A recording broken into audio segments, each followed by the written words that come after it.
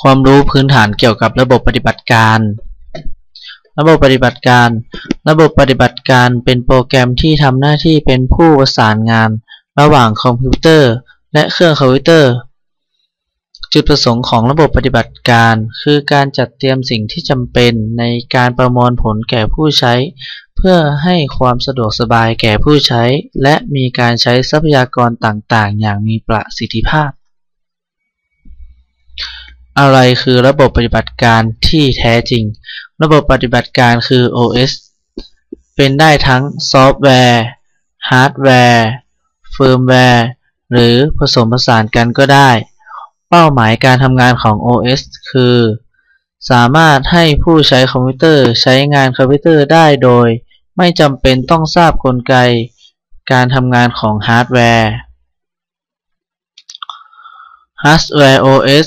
คือ OS ที่ถูกสร้างขึ้นจากอุปกรณ์ทางอิเล็กทรอนิกส์เป็นส่วนหนึ่งของฮาร์ดแวร์ของเครื่องด้วยมีหน้าที่เช่นเดียวกันข้อดีในการสร้างฮาร์ดแวร์ OS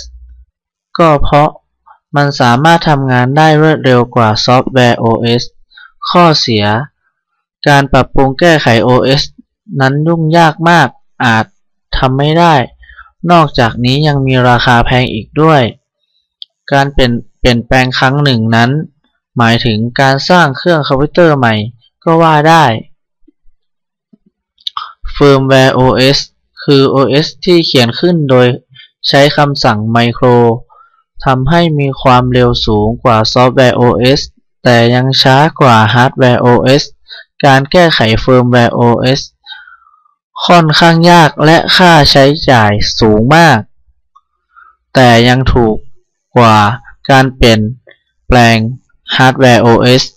เฟิร์มแวร์หมายถึงส่วนโปรแกรมที่เก็บไว้เป็นส่วนหนึ่งของเครื่องคอมพิวเตอร์โปรแกรม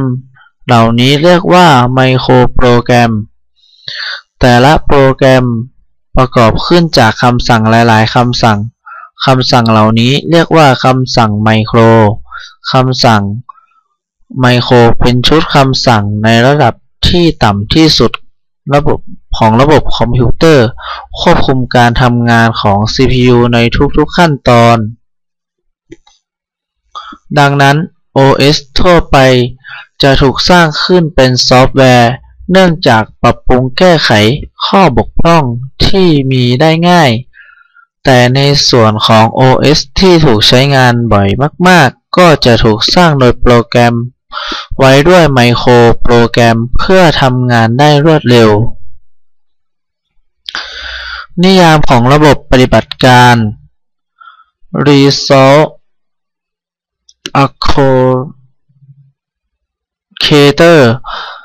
บริหารการจัดสรรทรัพยากรเช่นการจัดการฮาร์ดดิสก์หน่วยความจำเครื่องพิมพ์ให้เกิดประโยชน์ได้อย่างเต็มที่ Control Program การควบคุมการ Execute โปรแกรมของผู้ใช้และการทำงานของอุปกรณ์รับส่งข้อมูล Corner แก่นแท้โปรแกรมที่ทำงานอยู่ตลอดเวลาบนคอมพิวเตอร์ในระดับฮาร์ดแวร์ของเครื่องนิยามของระบบปฏิบัติการจากคำนิยามดังกล่าวพอสรุปได้ว่าระบบปฏิบัติการคือโปรแกรมหรือชุดคำสั่งที่เป็นตัวเชื่อมประสานงานระหว่างผู้ใช้งานกับฮาร์ดแวร์ของเครื่องให้สามารถทำงานโดยสะดวกโดยที่ผู้ใช้ไม่จำเป็นต้องรู้กลไกการทำงานของเครื่องก็สามารถที่จะใช้งานคอมพิวเตอร์ได้ส่วนประกอบของระบบคอมพิวเตอร์ระบบปฏิบัติการคือส่วนประกอบที่สำคัญของระบบคอมพิวเตอร์ถ้าเราแบ่งส่วนประกอบของระบบคอมพิวเตอร์ 1. ส่วนของเครื่อง 2. ระบบปฏิบัติการ 3. โปรแกรมประยุกต์และผู้ใช้ส่วนประกอบของระบบคอมพิวเตอร์ส่วนประกอบเครื่องประกอบด้วย CPU หน่วยความจำและอุปกรณ์รับ และแสดงผลซึ่งสิ่งเหล่านี้ถือว่าเป็นทรัพยากรคอมพิวเตอร์โปรแกรมประยุกต์ตัวแปลภาษาประกอบฐานข้อมูลโปรแกรมทางธุรกิจเป็นต้นเป็นตัวกำหนดการใช้ทรัพยากรคอมพิวเตอร์ในการแก้ปัญหาของผู้ใช้ซึ่งอาจจะมีผู้ใช้หลายคนใช้คอมพิวเตอร์ทำงานหลายๆอย่างในเวลาเดียวกันระบบปฏิบัติการจะต้องควบคุมและประสานงานระหว่างโปรแกรมประยุกต์ของผู้ใช้เหล่านี้รวมทั้งจัดสรรทรัพยากรให้อย่างเหมาะสม